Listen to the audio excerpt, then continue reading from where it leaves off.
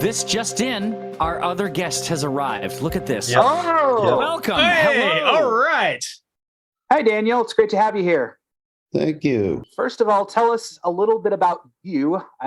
We're obviously here. We're here to talk about the Braille Doodle because that's the highlight. That's your flagship product here at Touchpad Pro Foundation. But give us a little bit of a backstory on you. Where did you stumble on the whole idea of teaching blind and low vision students, and kind of how did that transform into Braille Doodle? I've been a teacher for like 25 years. So I always loved the arts and everything, but I went into teaching special education.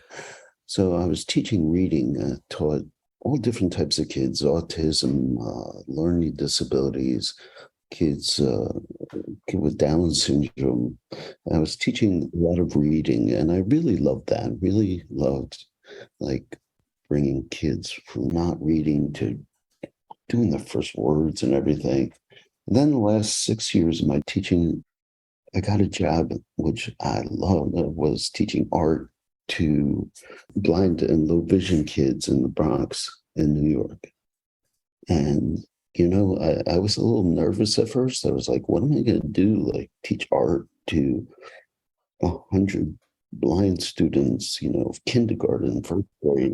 And I've never worked with blind people before, but they were just kids, you know. They made me feel comfortable and made me understand that they're not blind kids. They're kids and teenagers and young adults who have personalities and are talents and wonderful differences. And the blindness is not what defines them.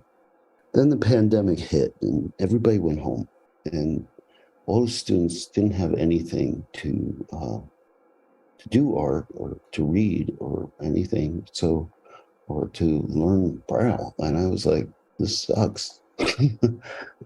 And it was actually really upsetting to me. There was a little like depression there. And Yeah, I'm sure.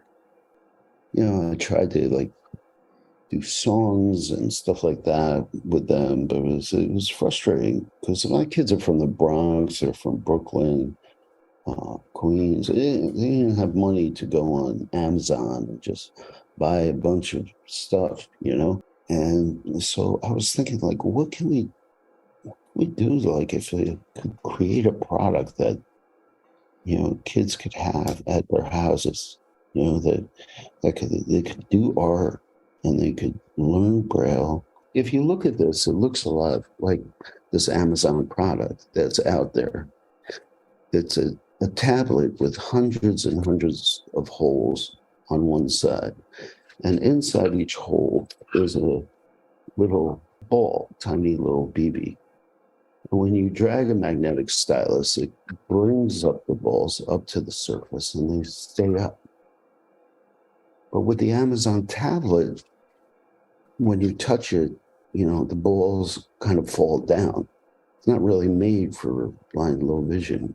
So if we could find a way to keep those balls up there, you know, so you can feel them, then that would be great. You'd be able to teach some Braille and do some other things.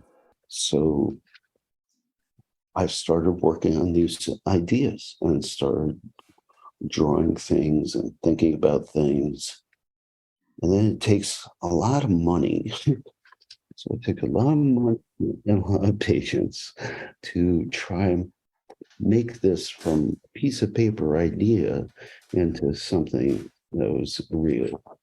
Well, I want to say that I met you last year at NFB, and you showed me this thing, and I thought it was brilliant. I've always been kind of thinking in my head, like, how would I use this? I don't know, would I really use this? It's brilliant, but would I really use it? And as I'm sitting here listening to you, I figured out exactly what I'm going to use it for. I'm going to use it when I go and teach with IC Music, and I have to teach people about waveforms on a screen. Ooh, Ooh, that's great. that's clever. I can draw an oscilloscope now, and I can talk about the physics, and I go, look, It's technical terms. The higher the squiggly, the louder the sound. The wider apart the squigglies are, the lower the note. And it's going to be easy to say, look at this. Here it is. I just made it for you, because I was going to do this with sticky wikis. I don't have to do that with sticky wikis anymore. So I really appreciate this. And we're just so glad to have you here. One of the things that I was never particularly good at drawing when I could see, only had the one eye or whatever, but I miss being able to get my ideas out in an abstract form. And I think that just kind of like mental mapping and just, even if it's just a shape to mean this and another shape to mean that, and here's how I divide them conceptually, being able to kind of give another space for my thoughts to be able to connect back with me, that isn't just audio or isn't just Braille. Like, this is more of an analog way to engage with my abstract thoughts, rather than being limited to what can be recorded or what can be written down with actual words and punctuation marks. It has A through Z and some contractions and the indicator and 2 lines of 20. And then on this side, we get a huge array, right, of pins.